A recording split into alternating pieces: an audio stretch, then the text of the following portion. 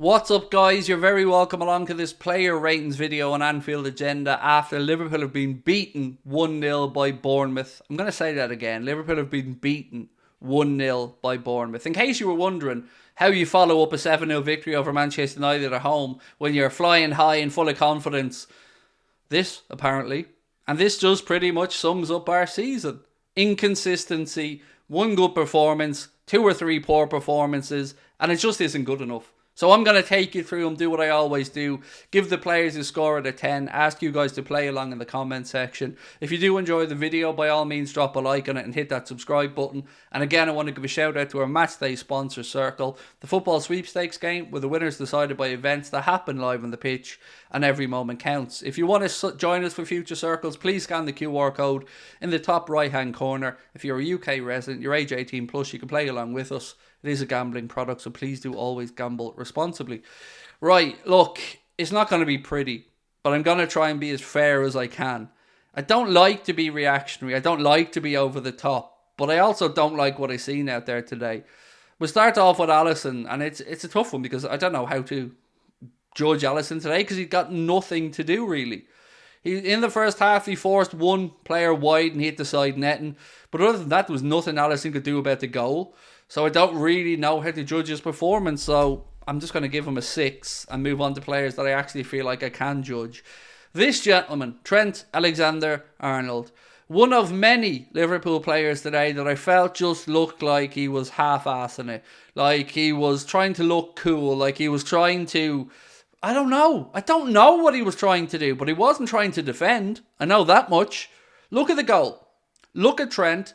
Look at his runner. And then watch him drift in and get there ahead of him. He did look, but he didn't follow.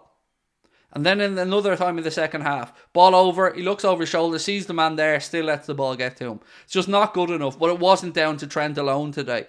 Our centre-backs were shocking, but we're going through each player one by one. Trent Alexander-Arnold scored today 5. He is better. He knows how to be better. It just wasn't good enough. And we didn't even get the plus side of Trent. We didn't even get the attacking side of Trent today. We got nothing, but he wasn't the only one, so I'm not taking it out on Trent. Ibrahima Kanade. To me, in my opinion, probably his worst performance in a Liverpool shirt. His passing was lazy. He was looking for the easy out all the time. He wasn't looking to be progressive. It was sideways, backwards, or just laying off responsibility elsewhere. He has this insistence on tackling with his right foot, even if his left foot makes more sense to come across his body. He gives away corners by doing this instead of bringing his left foot across and putting it out for a throw-in. But he was just shocking today in general. Missing headers. There was nobody near him in the second half, and he missed the ball from a defensive header. Like, just plain missed it. I don't know what to say, but it's not good enough for me, boo. And he gets a 4. Virgil van Dijk. Again, I ask, how do you go from the performance against Manchester United with leadership, with intensity, with a focus, with a steely-eyed determination, to leading that defence to that again today? Just not good enough.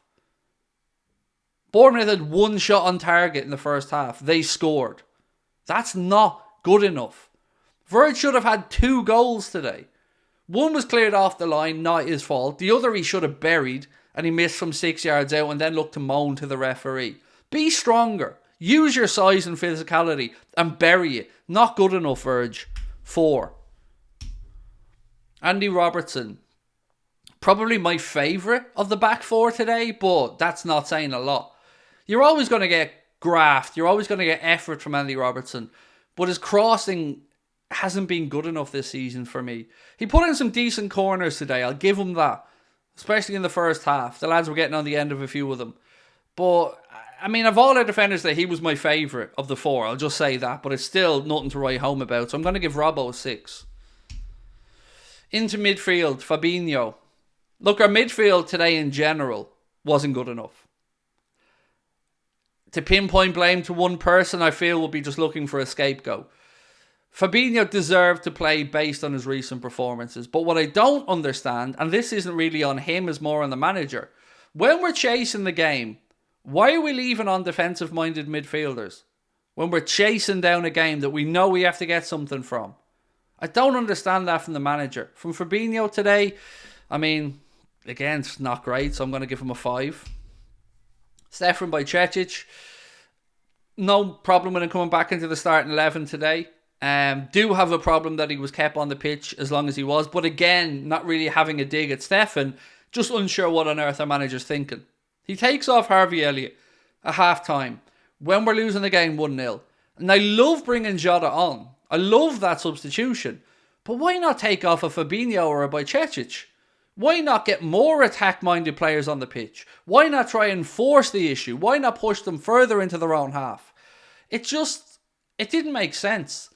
It was too like for likey. Sometimes you just have to roll the dice, Kloppo. Sometimes you just have to go balls out. So I'm going to give Stefan, I'm going to give him a 5 today. But again, I'm more unhappy with the manager's decision making today. I'm disgusted with the players. But the manager, he's just not forcing the issue. Harvey Elliott, people will probably say he deserved to come off at half time. Definitely didn't follow up his very bright game against Manchester United with a great display today. But again, I'm going to reiterate, he wasn't the only one. Nobody out there covered themselves in glory today. And Harvey Elliott, I think I'd probably feel a little bit harsh to be taken off because, again, we probably could have brought on another attacking player and just kept on one defensive-minded midfielder, be it Fabinho or Bajcetic. I don't know. But anyway, Harvey Elliott, 5. Darwin Núñez. Bit of a strange one, this, because in one breath I'm going to say to you that I was frustrated by Darwin today. He was loose in possession, tried to thread through a couple of balls that were behind people, ahead of people. I'm getting sick of his lazy running for offsides. Just look across the line. It is not hard. Time your run. Stop being caught off early or caught offside by running early. It's infuriating to watch. But I still felt like he should have kept on the pitch because he's a threat. When you're chasing a game in the second half and you're lumping balls into the box, you don't have that man in there. Who are we lumping them into? Jota's not going to be towering above people for headers. Salah's not going to be in there winning headers. So why take off Darwin Núñez? What does Mohamed Salah have to do to be whipped off? Because he seems like he can be as crap as anything and he's just on week after week. Never gets dragged off. I don't know. I'm not great from Darwin today. Going to give him a 5. But again, I'm going to moan more about Klopp's changes. Mohamed Salah. Look, we love Mo. We very rarely have a reason to be disappointed in Mo. But to not hit the target from 12 yards, to not at least make the keeper make a save, is poor. It is poor.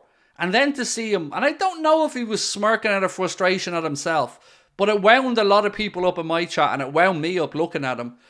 It was just an awful, awful, awful penalty. And we waited almost a year for it in the Premier League. It would have been a chance for us to try and find a way back into the game. And again, I reiterate, he didn't even make the keeper work. He just blasted it high and wide. And it is not good enough. I'm sorry. 4 for Mo today. He can be and needs to be better. Or he needs to be dropped. He can't know that he can be as poor as he has been at times this season and never get held to account for it. Cody Gakpo, unlucky. He was a little bit ahead of the play for the disallowed goal. No argues with it. It was offside. No arguments with it, I should say. I like what I'm seeing from Cody. And at times today, he was turning and running at people. Himself and Jota were the only two I can think of that really had any ability today to run at that Bournemouth defence. He was brought down on a few occasions. His passing let him down on a few occasions. But I can see that he's coming good and I can see he's getting there. Wasn't great today. I'm going to give Cody a 6. But again, I'm seeing promising signs. Diogo Jota. I mean, I don't know about you guys, but he's my man of the match for Liverpool. And he only came on at half time. Straight away, you could see a directness, a willingness to run at people, an intelligence in his movement. He was getting strikes away. His header that he peeled away at the back post won us the penalty when it hit the Bournemouth player's hand. I just thought of all the players today, he's probably the only one out there that I feel can be in any way okay with their performance. So I'm going to give Diogo a 7 because I thought his second half performance was full of guile, full of effort, full of directness. More what I'd like to see from other players. James Milner. Not annoyed at Jimmy, just annoyed at the change. Why bring on James Milner when we're trailing in a game? If we're winning a game and you want to see it out, bring him on, no better man. But chasing it? What message again is this sending to Carvalho? What message is it sending to him that we don't think enough of you, that even though you're a creative player and we're chasing a game and the season's maybe on the line, I'm still bringing on a 37-year-old and leaving you on the bench until the 88th minute? I'm getting sick of saying it, but I don't understand the thought process. So look, Jimmy Milner, 5. Didn't really do much, to be fair, as did anyone out there. Jordan Henderson. I would have liked him on earlier. I would have liked him on a little bit earlier. At half time, I think if you're taking off Elliott, maybe take off Bajcetic as well. Get Henderson on. Get Jota on. Even get Carvalho on. It's just the changes today. The changes today have really wound me up. Henderson, flatter to deceive again. You can see his time at the top level, it's fading down bit by bit. And next season, he should be in a bit part role. But Jordan Henderson today, a 4. I don't think he did much when he came on. Bobby Firmino, didn't do. Again, he looked a little bit lost today. Finding pockets of space. Again, he's another player who was able to receive the ball and turn into space rather than immediately receiving the ball and looking to lay it backwards or sideways. But he didn't do much when he came on. Didn't really impact the game. Don't remember him testing the keeper with anything.